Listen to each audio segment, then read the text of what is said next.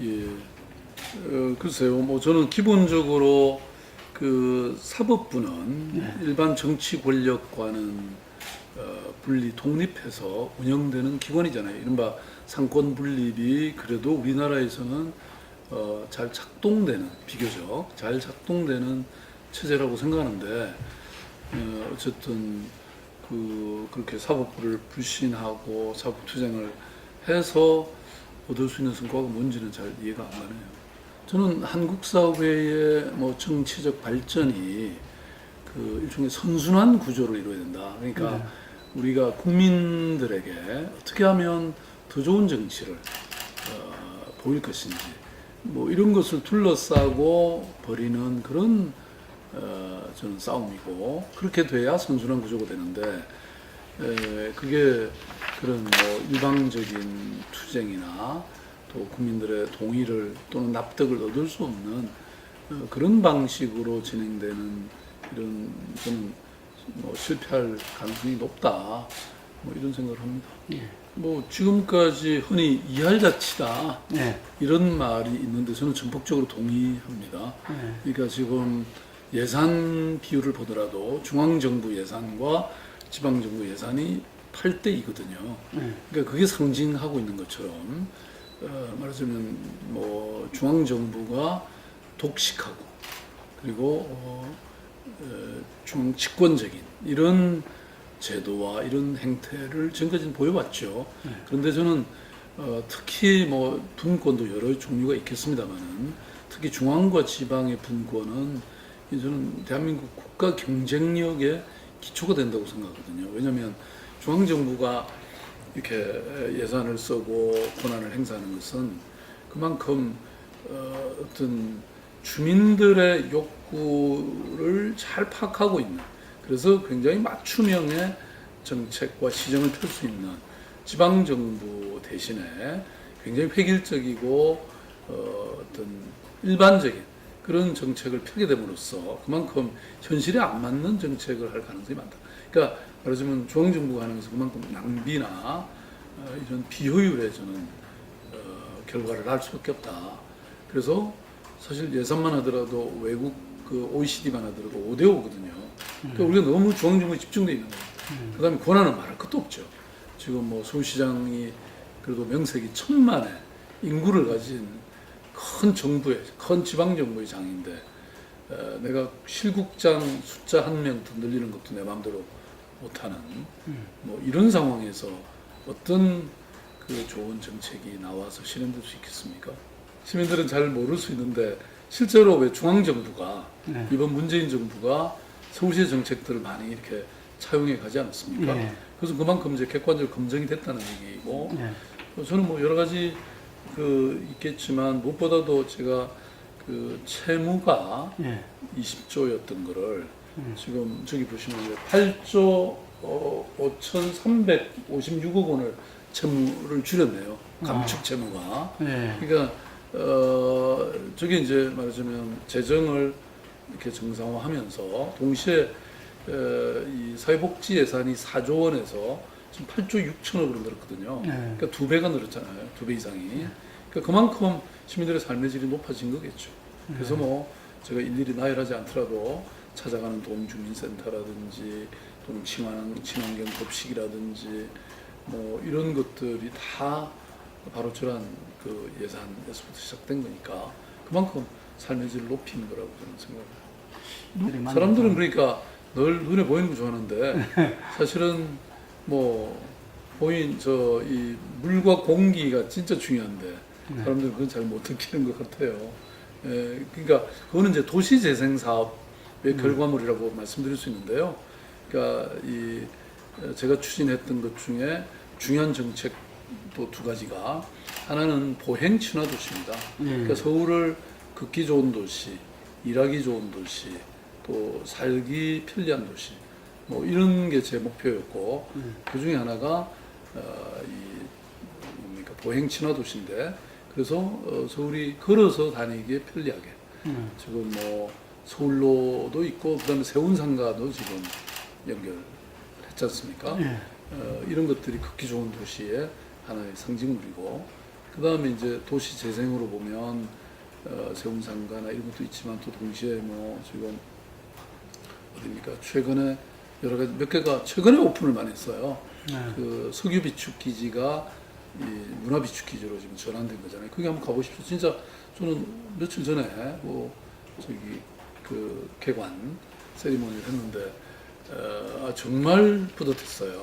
그게 이제 그 석유 탱커로 그 에너지 위기 시대에 이렇게 비축 기지를 만들어서 탱커 5개가 있었는데 그걸 완전히 지금 개조해서 문화적인 어떤 이벤트, 공연이나 이런 전시나 이런 게 가능하도록 만들고 특히 그 앞에 또 이 큰 운동장을 가변형으로 만들어서 그게 내가 갔을 때는 어린이들이 또 막 흙을 이렇게 한껏 쌓아놓고 한껏 흙하고 노는 뭐 이런 것도 있었고 그래서 거기 군데군데 가족들이 와서 뭐 자리 펴고 뭐 구경도 하고 이런 정말 문화적으로 아마 거기가 앞으로 굉장히 인기 있는 매력이 높은 그런 공간으로 바뀌겠다는 생각이 들었고요.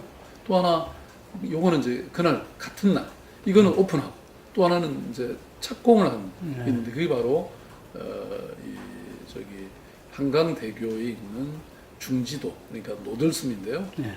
거기는 음악섬으로 탈바꿈하거든요.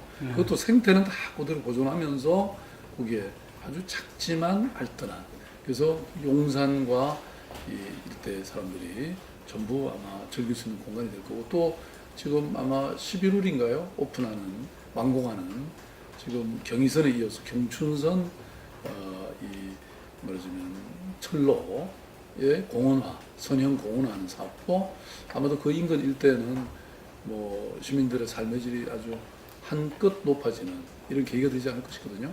거기 사는 분들은 어디 이사 가지 말고 꼼짝없이 기다리라고 하십시오. 한 달이 안 돼서 그게 오픈합니다. 한 도시가 특히 1,000만의 인구를 가진 글로벌 도시 서울이 세계 최고의 도시로 가기 위해서는 필요한 기본 SOC 사업이라든지 이런 인프라 사업이 굉장히 중요합니다. 왜냐하면 지금 우리가 70년대, 80년대에 이런 인프라 사업을 해줬기 때문에 서울시가 그래도 세계적으로 가장 편리한 대중교통 시설 체계를 확보했다든지 지하철이 제대로 건설됐으니까요. 그다음에 이런 뭐 큰 그 공원이라든지 또는 운동장이라든지 이런 것도 생겨났죠. 근데 뭐 시민들의 이제 삶의 질을 확대해 달라는 요구가 훨씬 더 높아졌기 때문에 그런 새로운 차원에서의 또 SOC 사업, 인프라 사업이 계속 필요하다고 저는 생각합니다. 그러니까 과거에 이제 노화되고 있는 인프라들을 업그레이드하는 것과 동시에 새로운 것들을 계속 만드는. 그러니까 지금 우리가 마곡에 아시아 최대 식물원을 지금 하나 만들고 있잖아요. 근데 그런 것도 새로운 또 인프라가 되는 것이고, 그 다음에 그 서부 간선도로라든지 또는 그 제물포도로, 경인고속도로의 서울 구간 이런 건 전부 지하거든요. 그러면 그 지상 구간은 굉장히 생태가 됩니다. 그러니까 거의 고속도로나 다름이 없던 도로가 위에 공원이 생겨요. 그러니까 말하자면 이런 일들이 계속 계획되고 있고 또 착공되고 있고요. 동시에 말씀하신 그 지금 이 국제교류복합지구는 서울시가 가장 최대 경제 정책으로 역점을 두고 있는 게 바로 관광과 마이스거든요. 그러니까 뭐 관광을 흔히 굴뚝 없는 공장이라고 얘기하지 않습니까? 가장 고용 창출률이 높은 분야죠. 그래서 제가 이 처음 시장될 때가 아마 900만 명의 해외 관광객이 이게 작년에 1,350만 명으로 늘어났거든요. 원래는 2018년 내년까지 사실 2천만 명을 달성하려고 했는데 지금 사드 때문에 조금 어려움에 처했습니다만 어쨌든 이런 것들이 서울 경제에 가장 어떤가는 이 중요 산업이다 저는 그렇게 생각해서 근데 문제는 이제 이런 관광객을 유치하는 데 가장 필요한 인프라가 제대로 안 돼 있었던 거예요. 그러니까 예를 들어서 관광 중에도 핵심은 마이스라고 하는 거거든요. 그게 뭐 예컨대 큰 컨벤션이나 이런 큰 뭐 미팅이나 회의하는 이런 공간이 우리는 기껏해봐야 그러니까 지금 강남에 코엑스가 겨우 한 4만 평방이 채 안 됩니다.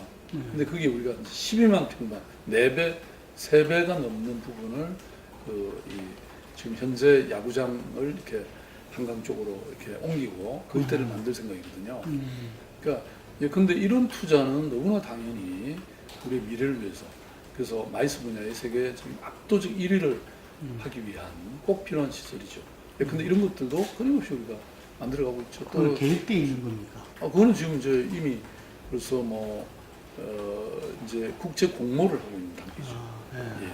그다음에 이쪽 서울역과 용산역에 이어지는 이런 어떤 중앙역 프로젝트는 국토부와 함께 지금 계속 추진하고 있죠. 국토부가 지금 영역을 하고 있는데요. 아무튼 이것도 대체로 철로는 지하화하고 지상 공간을 개발하는 이런 거대 프로젝트 중에 하나죠. 지금 서울의 안보는 대한민국의 안보하고 직결되는 것이고, 그래서 서울에 지금 이루어지고 있는 이런 위기는 우리가 정말 저는 경각심을 갖고 우리가 바라봐야 된다. 물론 북한의 김정은이나 미국의 트럼프 대통령이나 그렇게 말하자면 그게 말의 폭탄이긴 하지만 그래도 저는 그런 말을 함부로 써서는 안 된다. 이런 생각을 확고히 가지고 있고요. 한반도에서의 전쟁이라는 것은 우리에게 있어서는 정말 지금까지 쌓아올린 우리 경제적 이런 성취의 탑이 한순간에 무너지는 것이 되죠. 그러니까 저는 평화 외에는 답이 없다. 전쟁은 있을 수 없는 일이다. 이런 확고한 생각을 갖고 있고요. 그렇기 때문에 이 전쟁의 위기 상황을 이런 잘 관리해 가야 되는 그런 상황에 저는 처해 있다고 보고, 그는 대통령이든 서울시장이든 다 같이 노력해야 될 바라고 저는 생각하고, 아무튼 그 부분에서는 우리가 함께 노력해야 된다 저는 그렇게 보고 있습니다. 저는 과거를 잊어버린 민족은 늘 그 잘못을 되풀이할 수밖에 없다 이렇게 생각하거든요. 저는 적어도 그 정보기관이 국내 정치에 개입해서 국정을 농단하는 일은 이제 없애야 된다고 하는 것이 1987년 민주화 당시에 온 국민의 일치된 합의였다고 생각합니다. 그 당시에 중앙정보부라든지 안기부 같은 게 그런 사례에 속하지 않습니까? 그래서 그 당시에 국정원법에 국내 정치 개입 금지죄라는 걸 넣었죠. 그런데 이제 우리가 이명박 대통령, 그다음에 박근혜 대통령 내 와서 그것이 부활했던 거거든요. 그래서 이것을 저는 진상을 철저히 조사하고, 그리고 정확하게 처단하고, 그리고 거기에 따라서 일어나는 많은 문제를 해결하는, 제도를 변화시키고 하는 일은 너무나 중요한 과제다. 그러니까 민주주의로 가는 가장 기틀에 해당하는 것이다. 우리가 이런 문제가 해결되지 않고 어떻게 21세기의 미래와 번영을 향해서 갈 수 있는가, 저는 그렇게 생각하고 있고요. 말씀하셨으니까 제 문제에 관해서 잠깐 말씀드리면, 그러니까 그래도 1,000만 서울 시민이 합법적인 선거를 통해서 당선시킨 서울시장을 가지고 박원순 제압문건이라는 걸 만들어가지고 온 국가기관이 총동원돼서 명예를 훼손하고, 또 서울시정을 굉장히 시민들에게 지지받고 있는 정책을 좌편향 시정이라고 하면서 그걸 방해하고 탄압하는, 말하자면 이런 것이 어떻게 용납이 될 수 있습니까? 그것은 제 개인과 가족에 대한 명예훼손뿐만 아니라 서울 시민들에 대한 저는 공격이고 음해이고 탄압이다 이렇게 생각합니다. 그래서 이번에 고발장을 넣을 때도 제 이름뿐만 아니고 서울시가 공동으로 들어가 있습니다. 네, 그래서 아무튼 이런 것은 지금 이미 벌써 많이 밝혀지고 있고, 그래서 진상이 밝혀지면 그에 따른 엄분의 처벌이 있어야 된다고 보고, 다만 그것을 기초로 해서 그 이후에 우리가 이제 어떤 통합과 또 화합이라고 하는 그런 게 나올 수 있다. 그래서 예를 들어서 우리가 남아공의 만델라 대통령도 사법적 처벌, 수사와 처벌, 그리고 그 위에 용서라고 하는 것이 있다고 저는 생각하거든요. 그래서 그런 걸 과정을 해야 되는데, 지금 아직 조사가 제대로 시작도 안 됐는데 벌써 이걸 그렇게 말하면, 저는 지난 겨울에 1700만 명이 모여서 외쳤던 적폐청산, 나라다운 나라의 그런 국민적 요구를 저는 훼손하는 것이다. 이렇게 생각합니다. 저는 아무것도 없는 거죠. 그냥 듣는 거죠. 뭐 경청이죠. 네. 소통은 경청이다. 네. 이렇게 생각합니다. 왜냐하면 뭐 소통이 일방적인 것은 진정한 소통이 아니잖아요. 네. 소통은 상호 이렇게 피드백되는. 그래서 듣기도 하고 또 물음에 대해서 답하는 이런 게 이제 돼야 되는 건데요. 그래서 지금 저는 서울시의 어떤 기본 정책의 큰 방향이 두 가지가 있는데 하나가 혁신이고 또 하나는 협치라는 것인데요. 그러니까 혁신이라는 것은 어제와는 다른 오늘 또 오늘과는 다른 내일을 끊임없이 변화를 추구해가는 것이고 두 번째 협치라는 것은 결국은 그러니까 이런 어려운 과제들을 혼자 힘으로 안 되기 때문에 함께 가자는 것이지 않습니까? 근데 함께 가기 위해서는 상대방을 존중하고 상대방과 소통해야 되는 것이죠. 네. 그 선거라는 게 지내놓고 보면 굉장히 자명해 보이는데 네. 선거가 치러지는 과정에서 보면 네. 정말 그건 안개속이죠. 네. 사실 뭐 어떤 이 시민들의 국민들의 뜻이라는 게 그렇게 딱 손에 잡히지가 않죠. 그러니까 여론조사도 있고 다 그렇지만 여론조사는 늘 또 틀려왔잖아요. 그래서 뭐 저는 그건 알 수 없는 일이다 이렇게 생각을 하고요. 뭐 제가 지금 뭐 아직 뭐 최종적인 결심은 안 했습니다만은 만약에 삼선에 도전한다고 하면 그 저는 치열할 수밖에 없고 뭐 정치인의 운명이라는 게 그런 과정을 통과해야 되니까 당연히 저는 그렇게 최선을 다하는 뭐 그런 과정이 될 것이라고 봅니다.